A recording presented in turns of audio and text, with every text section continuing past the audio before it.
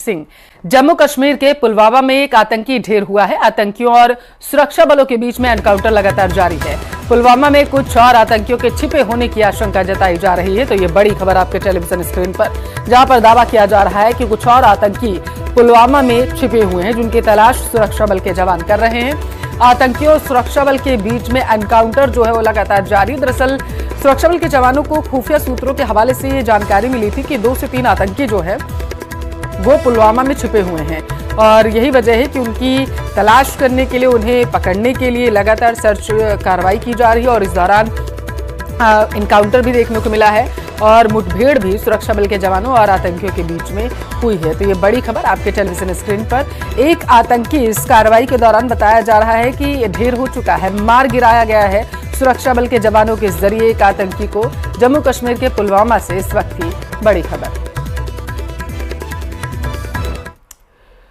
तो भारत के ऑपरेशन सिंदूर ने आतंकी मौलाना मसूद अजहर के खानदान को मिट्टी में मिला दिया।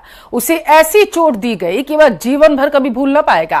अब पाकिस्तान सरकार उसके जख्म पर मरहम लगाने जा रही है। जी हां, आतंकी मौलाना मसूद अजहर पर पाकिस्तान सरकार पैसों की बारिश करने वाली है।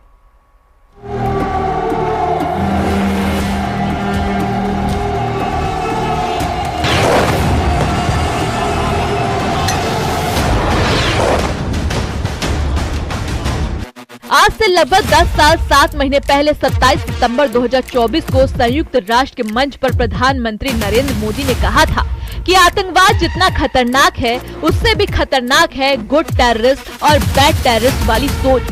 हो सकता है आज मोदी की ये बात दुनिया समझ पाए, क्योंकि आज ये दुनिया के सामने है कि जिस IMF ने भारत के विरोध के बावजूद पाकिस्तान को कर्ज दिया, भुखमरी और गरीबी से लड़ने के नाम पर लोन दिया, पाकिस्तान वो फंड आतंकवादियों में बांट रहा है।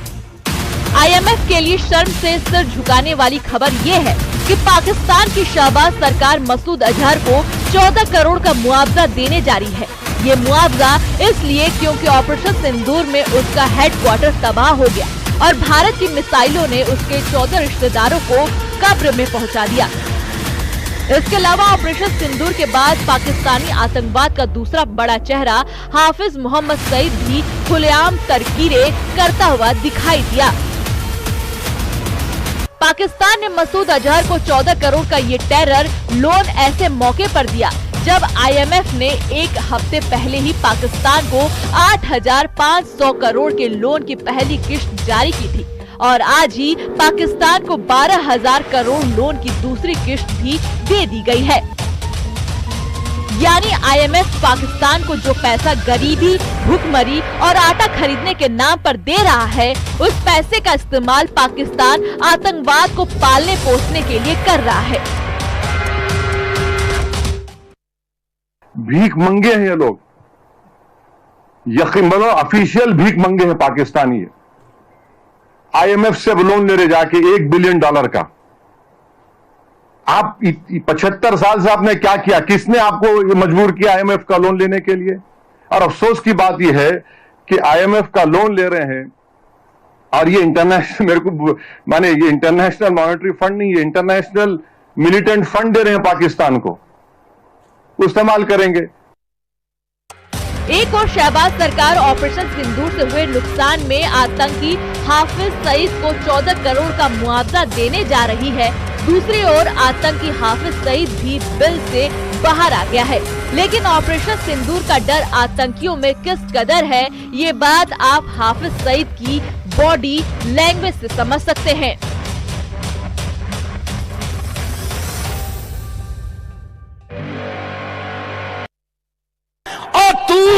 वहां ये बकवास करे और कहे कि हाफिज सईद चुप रहे और मैं चुप नहीं रहूंगा, तेरी जुबान इंशाअल्लाह हम खींच के रहेंगे।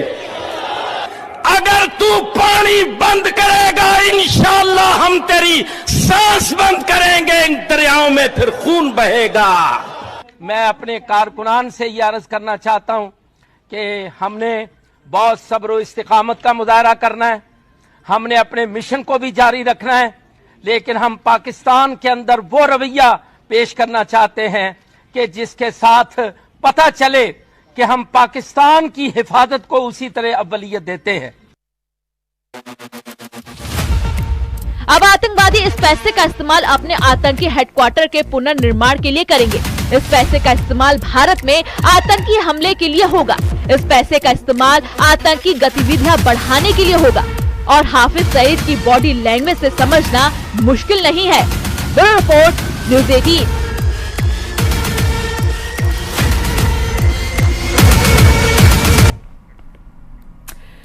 पाकिस्तान